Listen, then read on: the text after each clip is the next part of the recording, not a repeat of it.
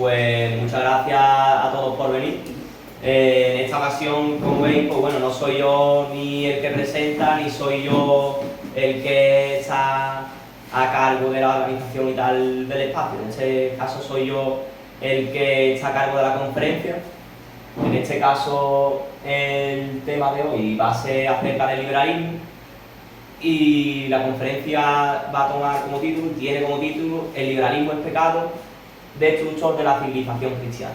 Bien, en primer lugar deberíamos preguntarnos qué es el liberalismo y por qué es pecado. Antes de nada y de entrar en materia debemos definirlo. Yo creo que es algo necesario antes de enfrentarnos al problema, ¿no? Y en primer lugar lo que nos enfrentamos a un problema terminológico y semántico, debido a las múltiples acepciones que hay de liberalismo y de liberal. Porque bueno, liberal es un hombre generoso o la mujer que viste con poco pudor, liberal es una teoría socioeconómica o un católico que quiere vivir la religión a su manera, liberal es alguien de izquierda o también puede ser alguien de derecha, ¿no? ¿Qué entendemos entonces por liberalismo? Cuando hablamos de liberalismo siempre habrá alguien que se hace llamar liberal que nos diga algo como no, pues eso no es verdadero liberalismo, tal. Entonces, difícil es responder bien, con precisión, qué es lo que es el liberalismo, sobre todo si se quiere esbozar una definición más amplia y demás, ya que al final el liberalismo lo que se trata es de una amalgama de complejidad, de vertientes y doctrinas con matices entre sí y muchas veces contradictorias entre sí. Entonces, tenemos que buscar cuál es el mínimo común entre todas estas ideologías, corrientes, doctrinas que se hacen llamar liberales, ¿no? Basta pensar, por ejemplo, quién es liberal. Un anarcocapitalista, un minarquista, un liberal clásico, un progresista, etcétera, etcétera. Son doctrinas aparentemente entre sí, como he comentado anteriormente, o con matices entre sí, pero en todas encontramos ese mínimo común. En todas comparten algo al final. En lo práctico, el liberalismo es la filosofía de la libertad. Es la filosofía de la libertad, la exaltación de la libertad individual, como diría en este caso, sería la propiedad de la propia persona, ¿no? Es la exaltación de la libertad respecto de un orden de cosas. Es la soberanía e independencia del individuo respecto de ese orden de cosas, respecto del orden natural, respecto del orden del creador, de la creación divina. Lo cual, ¿a qué es lo que conlleva? Pues a un ejercicio de la libertad sin limitaciones objetivas.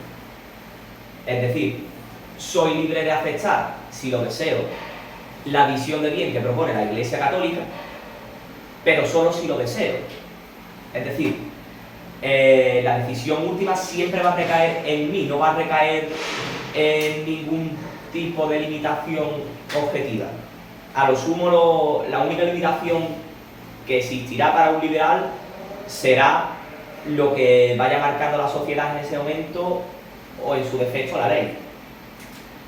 Este enfoque, si os dais cuenta, lo que viene a conducir, si la visión del bien la conforma el individuo y no tenemos ninguna visión objetiva del bien y del mal, lo que conduce a un relativismo, ya que nadie puede interponer su moral ni nada, porque cada uno de nosotros somos los que configuramos el bien y el mal en ese momento. Es decir, la sociedad del momento en la que se encarga de discernir lo que es el bien y el mal.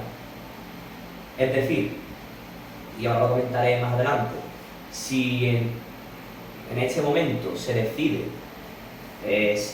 la sociedad decide y hace una ley, se termina haciendo una ley sobre que el aborto está bien, pues el aborto es lo que se va a ver como bien en ese momento. Ese va a ser el bien y el no aborto, eso va a ser lo malo, ¿vale? Claro, no es libre quien está, por supuesto, según la visión del liberalismo, no es libre quien está sujeto a algún límite, como puede ser una supuesta ley natural o divina distinta de la propia voluntad, como por ejemplo, si yo estoy sujeto a los 10 mandamientos. En este marco, pues, claro, la autodeterminación se convierte en el núcleo fundamental de la libertad. Es decir, para un liberal, los 10 mandamientos sí, es muy bien, es algo que está muy bien, que tú puedes seguir, que de puta madre, si tú eres católico y los respetas, guay, pero en ningún caso puedes suponer los 10 mandamientos, la Biblia o una visión trascendente, llámese ley natural, ley divina, lo que sea, una limitación para el ejercicio de tu libertad y para la configuración del bien y el mal. Es decir, desde esta perspectiva, si os dais cuenta, lo que se considera legítimo es que cada persona disponga de su propio cuerpo y de su vida según su conveniencia, permitiendo actos atroces como puede ser, por ejemplo, el suicidio, como puede ser, en este caso no es el cuerpo de la persona, pero bueno, el aborto o la esterilización voluntaria, o sea, el consumo de sustancias incluso, de drogas, etc. El ser humano se convierte en el dueño de sí mismo y de sus actos, rechazando cualquier norma, cualquier autoridad que limite su capacidad de autoafirmación, ¿no? Y como bien he comentado antes en una pincelada por encima, esto es un problema, porque esto en el caso de la democracia liberal se acentúa este problema. ¿Por qué? Porque si el grueso, claro, en la democracia liberal, el grueso de la población es el que considera si algo está bien o está mal. Si el grueso de la población, dentro de 50 o 100 años, considera moral la pedofilia, esperemos que no, eso se positiva, es decir, se hace ley y eso sale adelante, dentro de 50 años, oficialmente, legalmente y desde la visión del liberalismo, la pedofilia será algo moralmente aceptable. Es el relativismo que os estaba comentando anteriormente, ¿no? Para el que es católico, para un orden social cristiano, hay una verdad objetiva, una moral objetiva y una ley clara que es lo que disponga, por supuesto, Cristo, ¿no? Intentar seguir al máximo posible a Cristo y, por supuesto, eso extrapolarlo a la legislación que haya. Hay otros liberales, como por ejemplo Alberto Venegas Lynch, que este pensador, si se le puede llamar de alguna manera, es de los que más bebe Javier Milei, por ejemplo, entre otros liberales. Que aquí te dicen, bueno, no, esto no es, aquí no somos tan relativistas, tal, se pone ciertos límites. Y el límite que pone él en este caso es el respeto restricto del proyecto de vida al prójimo, basado en el principio de no agresión, el derecho a la vida, la propiedad privada, la libertad y ciertos derechos naturales, como por ejemplo que pegar a un niño está mal. Claro, esto dicho así, pues suena muy bien y dices, coño, entonces parece que el liberalismo, como lo propone este hombre, es conciliable con la Iglesia Católica, ¿no? Pero en verdad es que volvemos al mismo problema anterior. No vamos a entrar a mencionar cada uno de los límites mencionados porque no creo que sea el caso, pero con un breve análisis, sobre todo de dos de ellos, lo vamos a ver claro. Claro. El proyecto de vida del prójimo puede ser contrario a la fe. Eso lo tenemos que tener totalmente claro. ¿Cuál es nuestra obligación como católicos? Como cristianos católicos. Pues bueno, practicar la obra de misericordia, entre otras, pues enseñar al que no sabe, dar buen consejo al que lo necesita y corregir al que está en error. También es una obligación de todo el mundo seguir a Cristo e intentar que todo el mundo lo siga, claro, a Cristo y a sus enseñanzas.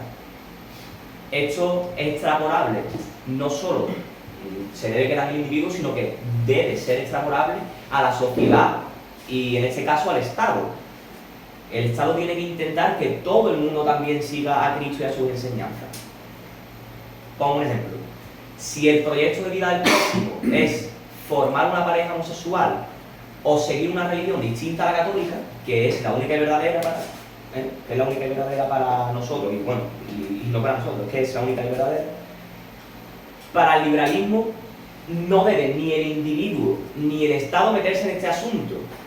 Esto es lo contrario a lo que se debería dar en un orden social cristiano, pues el monarca o no me mola llamarlo así, pero bueno, el jefe de Estado en ese momento es el que tiene que intentar y el que tiene que procurar de que mediante su legislación y mediante su mandato todo el mundo se apegue lo máximo posible al Cristo.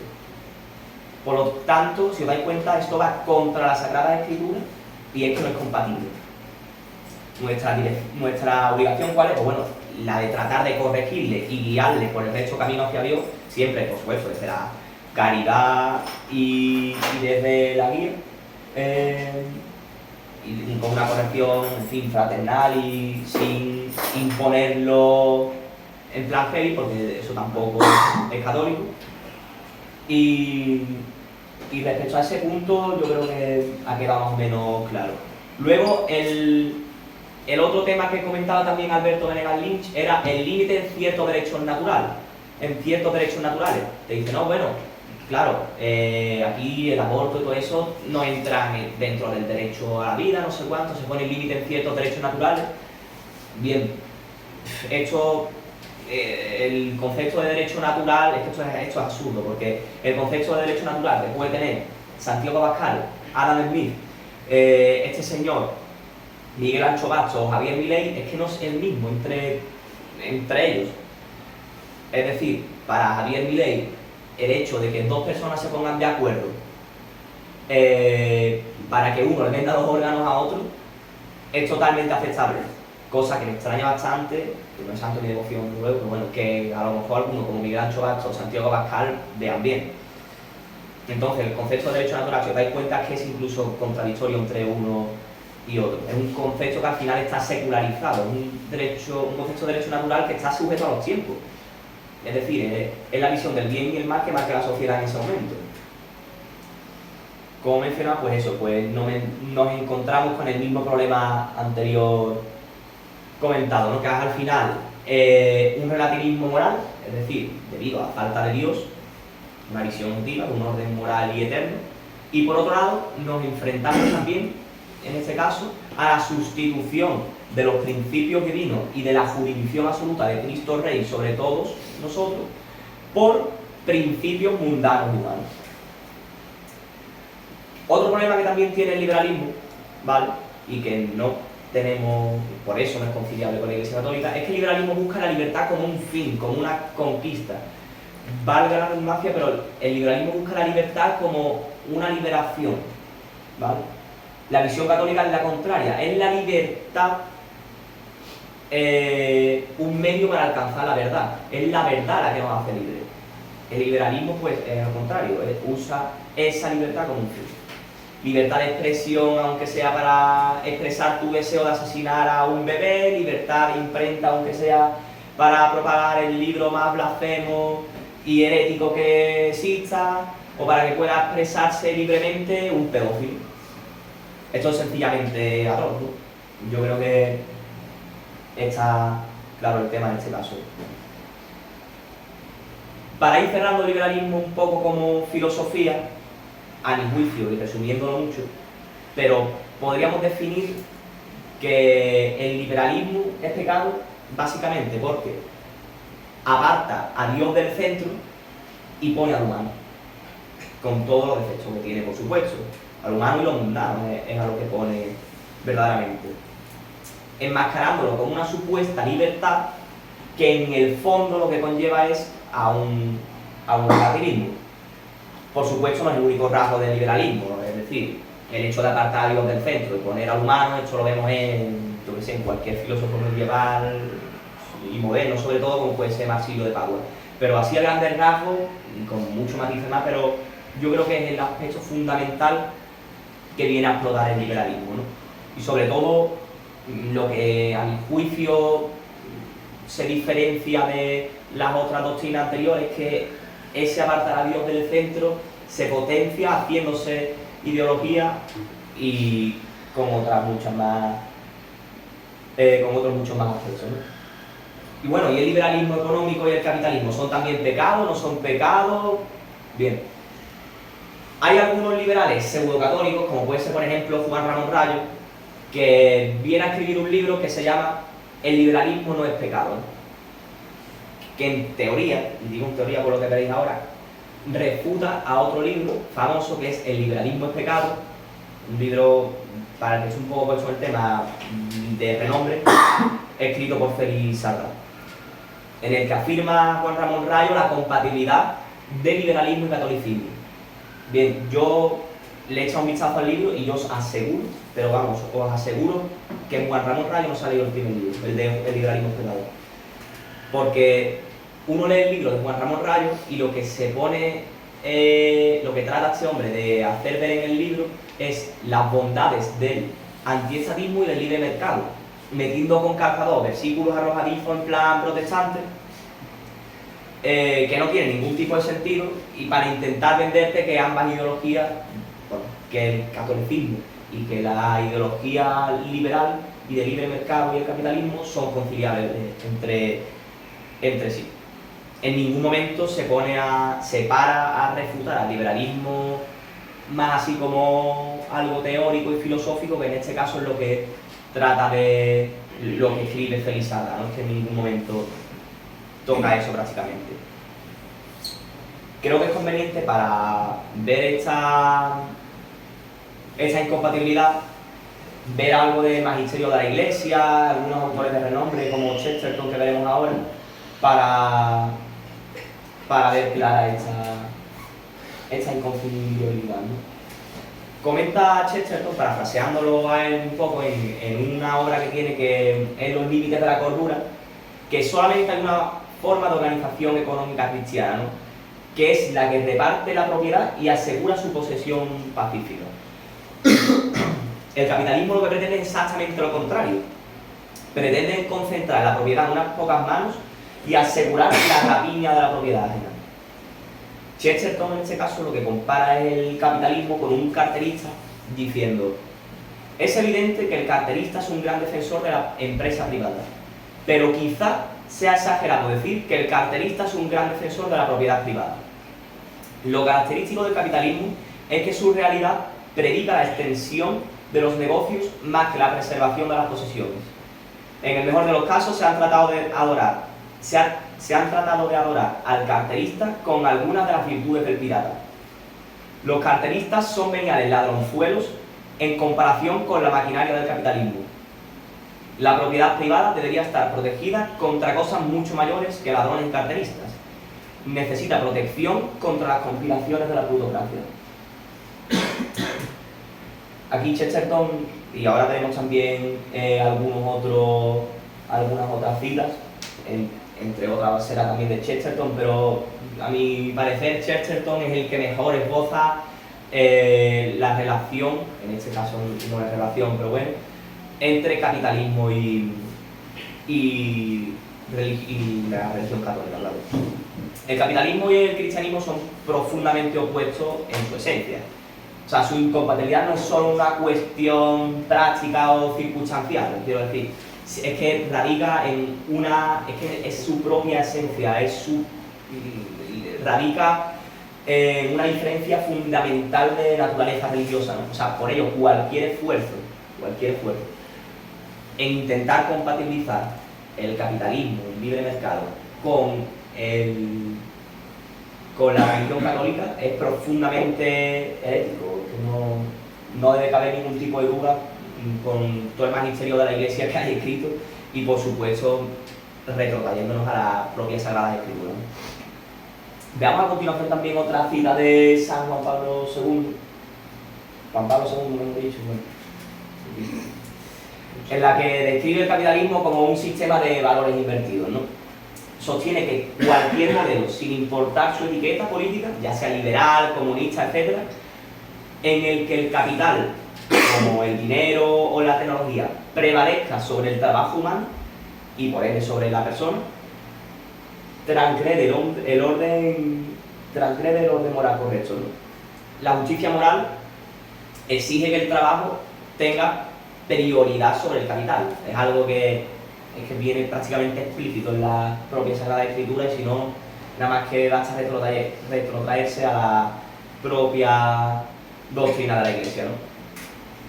Dice Juan Pablo II: una ocasión sistemática y en cierto sentido hasta un estímulo para este modo de pensar y valorar está constituido por el acelerado proceso de desarrollo de la civilización unilateralmente materialista, en la que se da importancia primordial a la dimensión objetiva del trabajo, mientras la subjetiva, todo lo que se refiere indirectamente o directamente al mismo sujeto del trabajo, permanece a un nivel secundario. En todos los casos de este género, en cada situación social de este tipo, se da una confusión e incluso una inversión del orden establecido desde el comienzo con las palabras del libro del Génesis. O sea, se está retrotrayendo a el principio de la Sagrada Escritura, ¿no?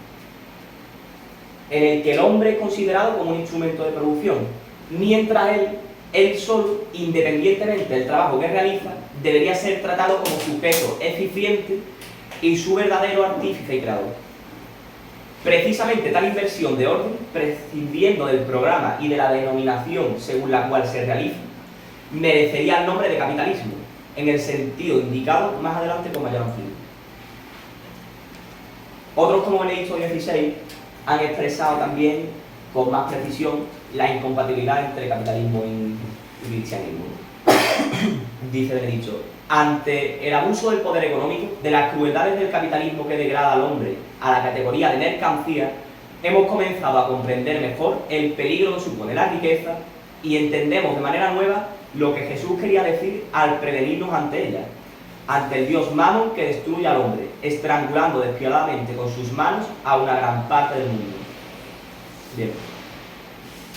El capitalismo lo que posee una visión antropológica y teológica contraria al cristianismo, cuya comprensión es que es esencial para reconocer la magnitud de su mal y la profundidad de su incompatibilidad con la fe cristiana, ¿no?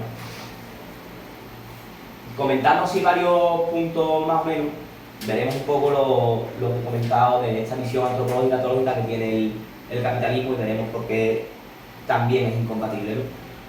En primer lugar, lo que sostiene es una visión del ser humano totalmente individualista, centrada en el individualismo, y defiende una concepción de la libertad desligada del bien común. En segundo lugar, el interés propio se considera sagrado y debe maximizarse en términos de eficiencia, sirviendo como base para el orden social, y en este se cree que el bienestar general surge del egoísmo individual. La mano invisible que utiliza aquí el capitalismo utiliza el pecado como una herramienta para su propósito.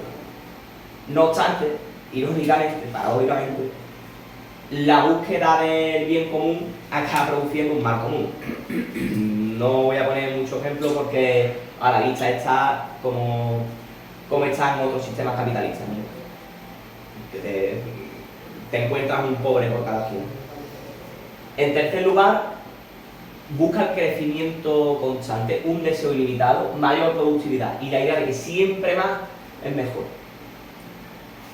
Otra cosa que también tenemos aquí es que la interacción humana se ha transformado en una lucha competitiva constante. Es decir, una guerra de todos contra todos, como bien indico ahí. Los otros se perciben como una amenaza contra mi libertad y las personas se convierten en objetos, en mercancía usada y comercializada, consumida y finalmente desechada, ¿no? Es el hombre máquina, el hombre como mercancía, ¿no? Somos al final, es la objetivización del hombre, que se convierta al hombre en un objeto de cambio. También en el capitalismo la justicia se percibe únicamente a través de contratos y de acuerdos. O sea, no hay lugar para una justicia social, como puede proponer la Iglesia Católica, o bueno, una justicia distributiva en términos de Chesterton, sino lo que hay es una guerra pues, entre individuos en el que el dinero es el único Dios parece ser, ¿no? El Dios capitalista tampoco interviene para redimir a la humanidad del pecado. Y es curioso porque es que en nuestra vida económica el pecado es un componente fundamental e ineradicable, claro. En el mejor de los casos, el pecado se gestiona para minimizar su daño. El mundo, en el capitalismo, para que os hagáis una idea, nunca se va a convertir en un reino de justicia y amor. Precisamente porque siempre va a haber una guerra de todos contra todos y porque siempre va a haber una injusticia social, porque es que en eso se basa en eso se sientan las bases del capitalismo, en la injusticia, en el crecimiento económico y en la acumulación de la riqueza en unos pocos y en la pobreza de otros tantos. Aún así hay católicos que afirman la compatibilidad de ambas, ¿no? Sería conveniente que muchos de ellos lean estas demoledoras palabras de Chesterton, que a mi juicio es de las mejores citas que se pueden encontrar y más claras contra el capitalismo, en las que afirma el daño que ha hecho el capitalismo a la vida y a la familia como formas de vida y escuelas de amor, ¿no? Dice Chesterton explícitamente: nunca se dirá lo suficiente que lo que ha destruido a la familia en el mundo moderno ha sido el capitalismo. Sin duda podría haberlo hecho el comunismo si hubiera tenido una oportunidad fuera de esa tierra salvaje y semimongólica en la que florece actualmente. Pero en cuanto a lo que nos concierne, lo que ha destruido hogares, alentado divorcios y tratado las viejas virtudes domésticas cada vez con más desprecio ha sido la época y el poder del capitalismo. Es el capitalismo el que ha destruido la influencia de los padres a favor de la del empresario, el que ha provocado una lucha moral y una competencia comercial entre los sexos, el que ha sacado a los hombres de sus casas a la busca de trabajo, el que los ha forzado a vivir cerca de sus fábricas o de sus empresas en lugar de hacerlo cerca de sus familias, y sobre todo el que ha alentado por razones comerciales un desfile de publicidad y chillonas novedades que es por naturaleza la muerte de todo lo que nuestras madres y nuestros padres llamaban dignidad y modestia. No es el bolchevique, sino el jefe, el publicitario, el vendedor o el agente comercial quien ha derribado y pisoteado como una salvaje invasión de bárbaros la antigua estata romana de Verecundia. Muchos papas y teólogos también veréis que han condenado y han tratado las maldades e incompatibilidades del capitalismo con nuestra fe, ¿no? Tenemos, por ejemplo, a Pío XI con Cuadragésimo Ano, León XIII, Pío XII y un largo etcétera, ¿no? Podríamos citar a todo esto y otros muchos más, pero es que se pueden dedicar bibliotecas enteras a demostrar la incompatibilidad de ambas doctrinas, ¿no? Me vais a permitir el desahogo y ahora veréis por qué al final de la conferencia, pero en este caso no estamos ante una simple herejía más, ante una simple ideología herética más, el liberalismo en este caso, sino que estamos ante una perversa, luciferina y podrida herejía, fruto del modernismo, del humanismo y del protestantismo, que lo que ha conllevado es la destrucción de la sociedad eclesiástica y de la sociedad temporal, por supuesto, que lo estamos viendo actualmente, hasta infectarla de veneno y reducirla a lo que es hoy en día. Nada más que tenemos que ver cómo está el mundo actualmente, lo que son las bondades del capitalismo, que no se puede salir ni tranquilo por la noche, ni podemos tener un sueldo digno, ni los jóvenes podemos independizarnos hasta que no tenemos 30 y algo años, en fin. Podemos ir más allá en nuestro análisis. Y es que el liberalismo, como han comentado también algunos, no es sino la puesta en práctica del Annos Luterano. Bien, ¿cómo se ha llevado a la práctica el liberalismo? Pues bueno, separación iglesia-estado, se promueve una educación laica, el matrimonio civil sin intervención religiosa, en fin, lo que se traduce en una secularización de la vida pública.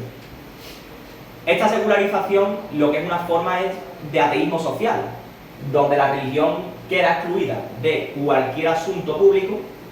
¿Y esto pues en dónde se manifiesta? Pues bueno, lo vemos en el fomento y en el desarrollo de legislaciones que protegen la libertad de expresión, incluso cuando desafían los valores tradicionales. Nada más que tenemos que ver, por ejemplo, el vídeo que ha salido, de los otros muchos que salen, de el payaso de Wyoming, disfrazado obispo y haciendo el subnormal. No es el primero ni el último, hasta que pase algo que, desde luego, no seré yo el que se apegue si le pasa algo. Promoción de derechos civiles como el matrimonio LGTB, la defensa de un Estado neutral que no favorezca ninguna religión en particular, etcétera, etcétera, etcétera, ¿no? Vemos también la aplicación del liberalismo en la legalización de sectas como la masonería, que en su filosofía, en sus hechos, en su doctrina, y en su estructura y en todos sus aspectos es absolutamente incompatible y condenable por la Iglesia. También nos adentraremos más tarde en la masonería y en la relación que tiene el liberalismo con algunas sectas. En este caso trataremos la masonería, que veréis que es bastante, ¿no? ¿Qué sucede si un católico muestra apoyo a un partido liberal o a un candidato liberal? Pues simplemente, sencillamente, comete pecado mortal, en todos los casos. Hay un extracto de el Catecismo breve y sencillo del padre Ángel María Arcos, de los otros muchos que hay, que se dice a forma del diálogo este catecismo, pero que es que habla solemnemente, es que define a la perfección la relación que tiene el liberalismo y la naturaleza que tiene el liberalismo. Dice así: ¿es hostil a la Iglesia todo gobierno liberal? Evidentemente, pues quien no está con Cristo está contra Cristo. ¿Cómo pecan los que ayudan con su voto o influjo al triunfo de un candidato hostil a la Iglesia? Mortalmente, por lo general, y son cómplices en las leyes inicuas y contrarias a la Iglesia, votadas por su protegido. ¿Entonces peca quien es liberal en política? Ciertamente, porque en la política liberal consiste el liberalismo que la Iglesia condena. De modo que el católico ha de ser antiliberal, no hay duda, como ha de ser antiprotestante o antimasón.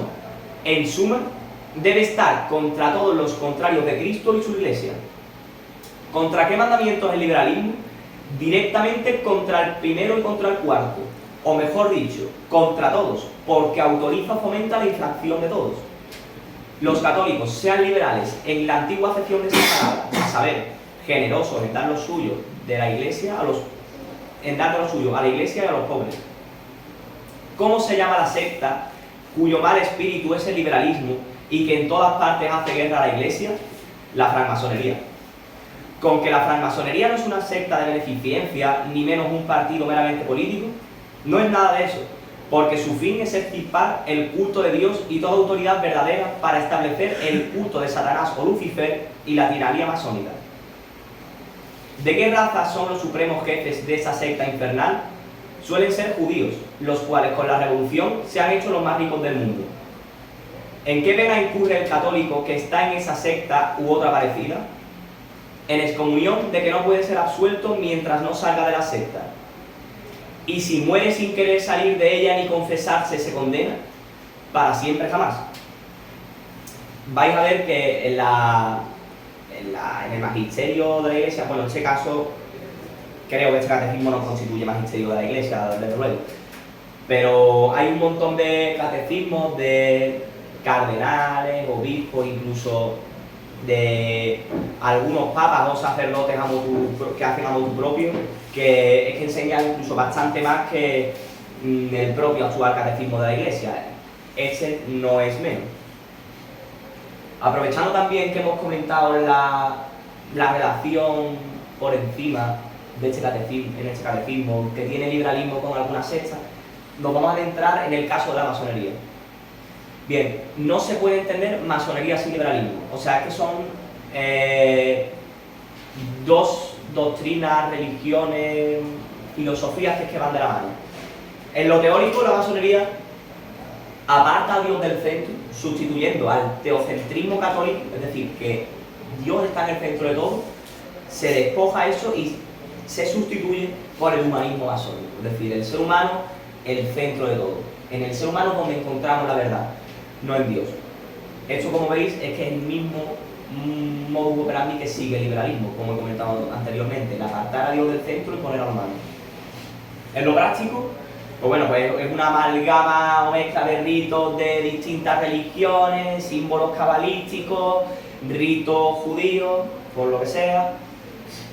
Y es que, como comentaba, es que sigue el mismo modus operandi que el liberalismo. Es que precisamente busca relativizar a Dios, eliminar el concepto de un Dios católico, que al final es un Dios personal que se encarna, el verbo encarnado, que es Jesucristo. Y lo sustituye la masonería por un Dios abstracto, un ente, el gran arquitecto del universo. Un Dios al cual nos vamos acercando conforme vamos escalando de grado y vamos ascendiendo en la masonería, ¿no? Todo lo contrario al Dios católico, que es un Dios que se nos revela. En la masonería no, en la masonería es pues igual, sigue el mismo gnosticismo que está condenado, se nos va revelando la verdad conforme vamos ascendiendo de grado, conforme el masón iniciado va subiendo de grado. Aunque muchos masones tratan de hacer pasar por conciliable catolicismo y masonería, nada más lejos de la realidad. Hay infinidad de condenas de la Iglesia Católica a la masonería, y cualquier intento de hacer conciliable a ambas, pues igual es profundamente herético. Igual que hay infinidad de condenas de la Iglesia, que no mencionaré porque es que me puedo tirar hasta pasado mañana mencionándolas. Por supuesto, hay infinidad de ataques de masones a la cristiandad, que a su vez, irónicamente, también se hacen en nombre de la libertad y del pueblo y de otros términos liberales, ¿no? La masonería siempre se ha servido del liberalismo, sobre todo, para hacer la revolución. Muchísimas revoluciones hay, podemos ver las guerras de independencia de las colonias, podemos ver la unificación de Italia, Segunda República, miles y miles de ejemplos, pero yo creo que el más sugerente, el más claro y el que más viene a cuento es la Revolución Francesa, el más conocido por todos, ¿no? En la Revolución Francesa, en los libros de historia se nos vende poco menos que como la segunda venida de Jesucristo casi, ¿no? Como algo que menos mal que llegó, porque es que todo el periodo anterior era oscuridad, que hay que ver qué mal se pasó, menos mal que llegó la revolución a salvarnos, y todo al grito de libertad, igualdad y fraternidad, que es como se proclama la revolución, ¿no? Nada más lejos de la realidad. La Revolución Francesa lo que fue un desastre, una revolución que se sentó su base a base de masacrar a otros católicos. Tenemos también muchos ejemplos. En este caso comentaré tres. Comentaré, por ejemplo, el ejemplo del general Fouché, en Lyon, masón también, por cierto. Este general, aparte de, por supuesto, de masacrar a muchísimos católicos, lo que hacía, al grito de la revolución, desnudaba a un sacerdote, le ponía a un burro delante, el burro vestido de obispo, en una clara procesión blasfema, le ataba un crucifijo y el evangelio a la cola, y el sacerdote tenía que ir persiguiendo por el medio de la calle mientras él azotado a el burro, en una clara profesión blasfema, como he comentado, ¿no? También tenemos el ejemplo de lo que pasó en la Catedral de Notre Dame durante la Revolución Francesa. Me parece que fue incluso un día antes de que guillotinasen a Robespierre. Se asalta, aunque ya se había asaltado antes, la Catedral de Notre Dame. Se hacen millones de profanaciones, de decapitaciones de estatuas, que me parece que están en algún museo varias estatuas decapitadas. Eso fue porque la Revolución Francesa se jactaron de decapitar estatuas, ¿no? Y se erigió sobre el altar la imagen de una prostituta. La prostituta era la diosa Razón, ¿vale? La diosa Razón, que identificada con la iconografía grecorromana de la diosa Sofía, que representaba la sabiduría. También tenemos incluso el más conocido de los ejemplos, el genocidio de la Vendée. No voy a adentrarme mucho porque es conocido por todos, pero bueno, mención especial creo que merecía, en el que se masacró a miles de católicos por defender su fe. Los revolucionarios lo que hacían, poner precio a la cabeza de los católicos y los sacerdotes que resistían a la revolución, que por cierto hubo otros muchos que cedieron ante las presiones jacobinas y se hicieron revolucionarios. Después el Papa Pío VI los condena, pero bueno, eso es lo que yo sé. Y se les condenaba con la pena de muerte. Ese era el objetivo del Comité de Salud Pública, que tantas bondades parece que tiene y nada más lejos de la realidad. Más de lo mismo, se edifica a base de la masacre de miles de católicos que eran refractarios ante dicha revolución. Pues bueno, pues así es como el liberalismo y la masonería han ido actuando de la mano, infiltrándose en gobiernos, medios, poderes mundiales e influyendo en ellos en mayor o menor medida, incluso la propia Iglesia. Bien. Sería erróneo decir que la Iglesia actual, la Iglesia como esposa de Cristo, es liberal. Sería prácticamente una blasfemia. Sí que podemos decir, en todo caso, que el liberalismo ha influido en algunas opiniones dentro de la Iglesia o en algunas decisiones no infalibles. Eso sí lo podremos decir. Sería erróneo decir lo contrario, porque al final nuestro Señor Jesucristo nos prometió que las puertas del infierno no prevalecerían sobre ellas, ¿no? Vemos este veneno liberal que se ha infiltrado en la Iglesia, por ejemplo, con la elaboración de la nueva misa. A partir del Concilio Vaticano II, como bien sabéis, se cambia totalmente la liturgia y no es una mera cuestión idiomática, como se creen algunos, que simplemente se tradujo la misa al español, ¿no? Para empezar, lo que se trata de hacer ver es que la misa es un banquete fraterno y no que eso es una herejía protestante, por cierto, y no se trata de hacer ver que la misa lo que es el sacrificio que hizo nuestro Señor Jesucristo en la cruz. Y por supuesto también otra cosa, que para mí es una de las mayores cagadas, por cierto, es que se le dé la espalda al Santísimo y la misa sea para el pueblo y no para Dios. Igual es lo mismo que comentaba antes respecto a la masonería, respecto al liberalismo, es apartar a Dios del centro y poner al humano. Exactamente lo mismo. También lo vemos, por supuesto, en la opinión modernista de muchos cardenales, sacerdotes, obispos, o incluso en el día a día de los católicos, que están infectados hasta dentro de ese veneno liberal y modernista con ese ridículo discurso de que la Iglesia se tiene que actualizar a los tiempos, que la homosexualidad, que los homosexuales se deberían poder casar por la Iglesia, que las mujeres deberían ser cardenales, en fin, otro tipo de payasadas que por supuesto la Iglesia nunca va a hacer ni nunca va a aceptar de manera oficial, porque entonces ahí sí que podríamos decir que la sede estaría vacante, porque la Iglesia nunca va a permitir esas cosas. En este caso, por supuesto no soy de la plantista, pero en el caso de que eso pasase, yo creo que sería lo más lógico.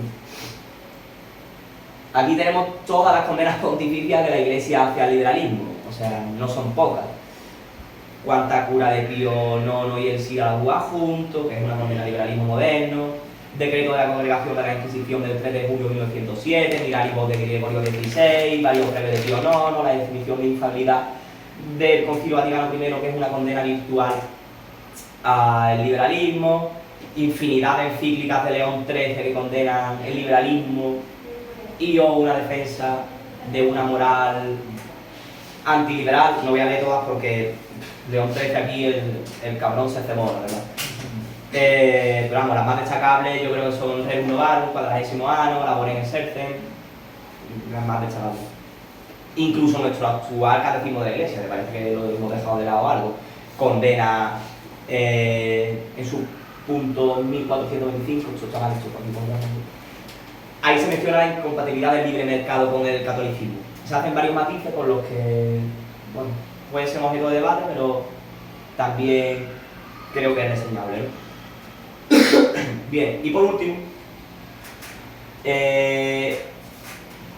para mí el liberalismo es la ideología de la serpiente. Es decir, para mí el liberalismo es la más luciferina de todas las ideologías. Eso dicho así parece una magufada y conspiración de tres pares de cojones, pero bueno, ahora veréis que no tiene pérdida, ¿no?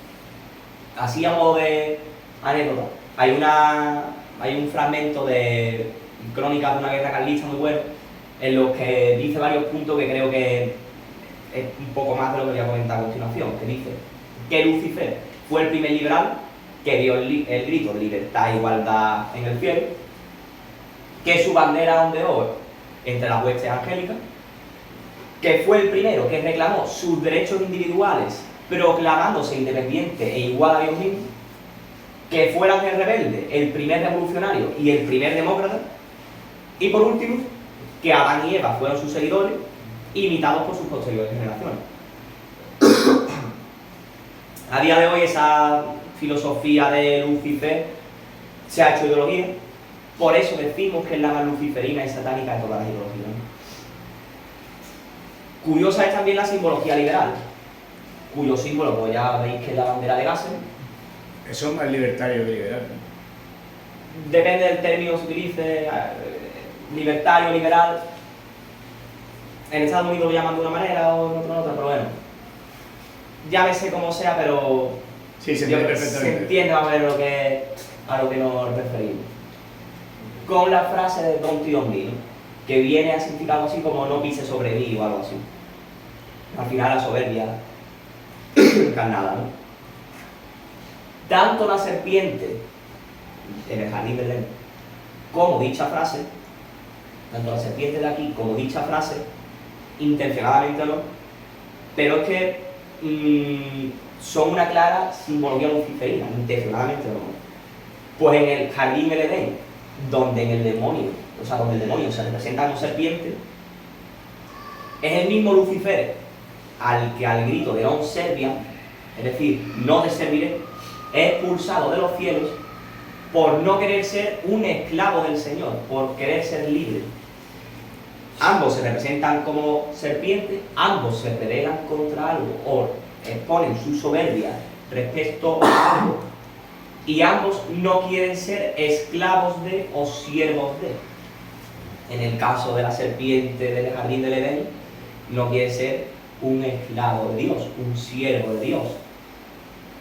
En el caso de la serpiente liberal, en este caso pues sería de cualquier orden de cosas o de cualquier imposición, como en este caso puede ser el Estado.